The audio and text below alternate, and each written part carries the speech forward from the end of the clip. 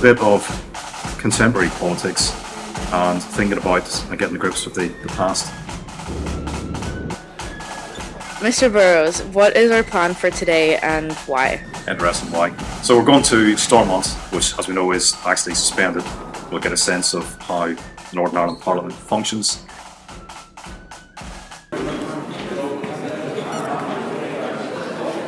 Where are we, Freddie? We're lost in Stormont. Yeah, we were taking a picture. Yeah. And now we're lost. These three left us alone. We were abandoned. But at least it's pretty. Maybe it doesn't make it into the documentary. Oh, it will, of course. Party, we're not unionists, we're not nationalists, which people don't engage with. Like, some people can't comprehend that idea of you're not A, you're not B, we're other. This is a video, so you can... It's really pretty It's really from pretty. Architectural standpoint, and And I learned a lot. yeah. Yeah, I didn't Especially- know half of those things. I didn't know anything. Yeah. Until now I feel And like this is Layla's first bite of a sausage roll.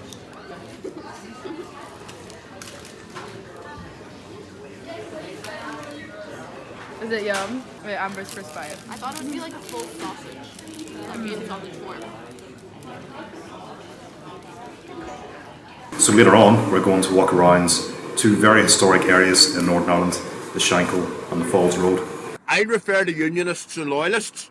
They're people who want to remain part of the United Kingdom. They identify as British. On the other side of the political conflict, if you want, there are Republicans and nationalists. People like me who want to see an end to British influence in Ireland. We talk about it as being an anti-colonial, anti-imperialist struggle. So for us as Republicans, it's always been about ending English British interference in the country, and that's still the situation.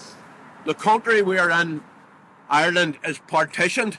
There are two states in the country. Those were imposed on us by the British government in 1920. 1921. That's a country of Northern Ireland was established as a country in 1921. In 1921 and 1922, hundreds of people lost their lives in sectarian shootings, especially in the Belfast area. Both sides of the community shooting each other. That was the IRA trying to disrupt the country of Northern Ireland with their attacks. And the importance of that analysis is that it challenges the notion or the idea that this was a sectarian religious conflict. It challenges the idea that Catholics and Protestants just decided in some kind of hate-fueled frenzy to start killing each other.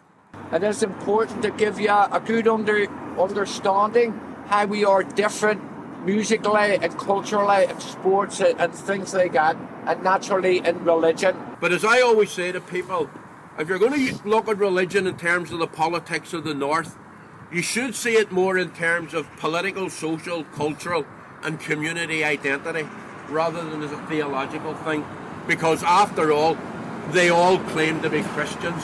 The plantation of Ulster, that's when the early 1600s, the English settled on this land, and also the Scottish. It is my belief it was the hard-working ethos of Presbyterians that built the city. So the plantation of Ulster saw the native Irish being driven off the land. The land was then taken into possession by people who were loyal to the English crown. Why did Cromwell come to Ireland? They said that he didn't just come over to kill Catholics. Historic prototype for the kind of settler colonialism that we now see in Palestine, and which is at the heart of the conflict in Palestine. What I will say, we can understand the Catholic community wanting to go on the march for the poor housing in Londonderry or Derry. You know, the Catholic houses in the Bogside were very, very poor condition. Still have the same working class conditions as the Catholic people, as I say, on the Falls Road. The wall has always been used to make political points. But Palestine holds a very, very important and special part in the Irish kind of mindset and the Irish psychology. So it's that settler colonialism, the theft of land, that's at the heart of the Palestinian struggle. And the other thing that people sort of tend to overlook is that Ireland is the only country in Western Europe that was a colonised country. Every other country in Western Europe was a coloniser. It was like our second tour guide called it the Peace Wall. First one was like, oh, it's a so-called peace wall, but what was it like? Peace wall. It is in reality a security wall. All of us today have a great opportunity learning both sides and other things, and it's good for you to. I thought today was really interesting because being from Ireland, like I've obviously heard a lot about the Troubles and everything that happened, but it was very confronting to actually be in the place where a lot of these conflicts happened and are still happening. I really enjoyed having a tour guide from both the sides, and obviously in the same area, just divided by a few roads and a wall. Was super interesting to hear like their different takes on things and their own personal experiences. It was very cool to hear about the history, especially since I know nothing about this other than Dairy Girls. Knew nothing. Knew nothing. Now I know some things.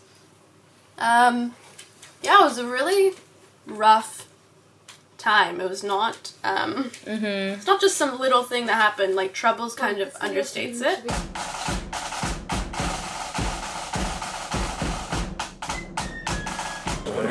Guys, how is it to see the mural in real life? It's very cool. It makes me want to rewatch the show. She's taking a video. Personally, I've never watched it because I've got my reasons, you know. What's your reason? I don't think it's any good. Freddie, you can watch it. Freddie, you can't say that. It's the only fully walled city in Ireland or Britain. Now, there's quite a few walled cities in both islands, but none of them are fully walled, bar this one. This is the only fully walled city.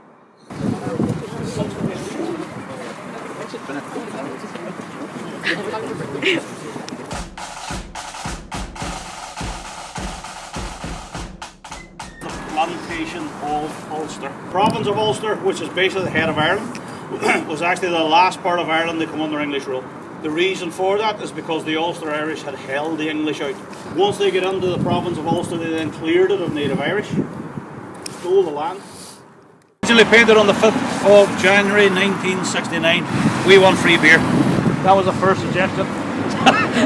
So as I mentioned already, Free Dairy Corner is still used today. You can see sort of underneath some of the paint, some of the older slogans. It can be a sort of worldwide, maybe politics, or it can be local issues. It can also be like skin cancer awareness, where the whole wall front and back was painted bright yellow. That was what they called the Battle of the Bogside. Now that's 2 photographs taken during the Battle of the Bogside. Now the Bogside has the nickname and it's called the cradle of the modern conflict. That's the event that gives birth to the modern conflict. Occurred on the 30th of January 1972. The date became forever then known as Bloody Sunday. This was a civil rights demonstration. Now you have to remember the civil rights movement was a totally non-violent, non-sectarian organisation. They basically stole the African American idea and brought it over here and used it exactly the same. Only you were talking about sectarianism, you weren't talking about the colour of your skin. You were talking what you were christened when you were 6 weeks old was the excuse or the reason. And what you're seeing is the faces under the names basically. That's the faces of the victims of Bloody Sunday. My father's face is this one here, top left. And the guy beside him in the boxing gloves is the guy being carried in the last bureau.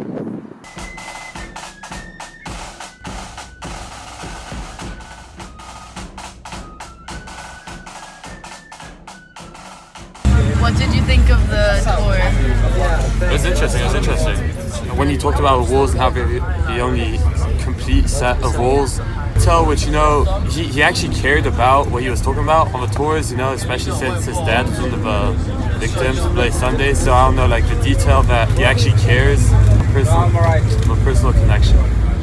I really like the Bloody Sunday mural because I thought it was a really original idea to put together like multiple photos, and I think it kind of really shows how like horrific it was. I love the references to Dairy Girls, even though I haven't watched it. I felt like I know everything about it by the end of the tour. was nice to think to like hear from people who actually lived here to get their perspective of things. Because obviously, when we learn about Ireland, we learn about everything from the history books. It's going to be a bit different. So the first-hand experience is like refreshing. It's our last dinner. How are you guys feeling? What were your thoughts about the trip? I'm feeling hungry.